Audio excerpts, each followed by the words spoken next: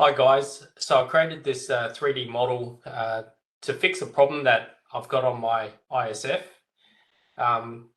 If you ever find yourself having these Airbox clips pop out every now and then, it's probably because this tab over here has been bent out of place or it's been snapped off entirely.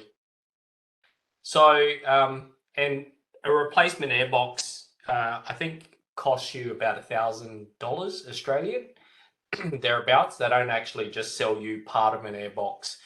So in order to sort of avoid this from happening and potentially repair that clip that we've got there, I thought I'd create a brace.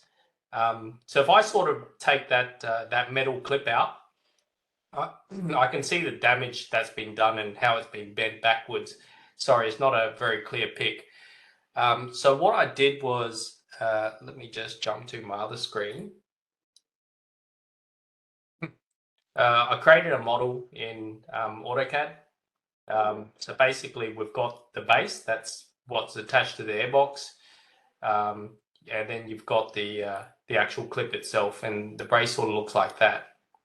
So I thought, what would happen if I created a brace, something to go over it, and that still looked quite pleasant, and end up with this sort of design here. So what it does is there's actually a couple of things that's going on over here.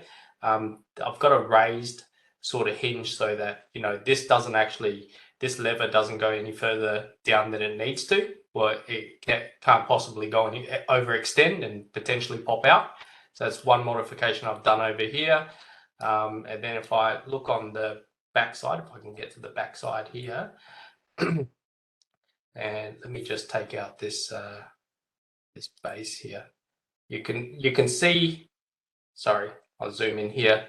There's a bit of a backstop here so that this rotating pin can't go anywhere. It is, you can see here that it is slightly curved, so it does have that freedom of movement. It can go sort of 90 degrees upwards if it has to. And we've also got this this brace at the back that stops that piece of plastic from actually bending any further, well, you know, further than 90 degrees, thereby causing it to release. So I think this works out quite well so far, this design. I'm pretty happy with it. I think it's pretty sturdy.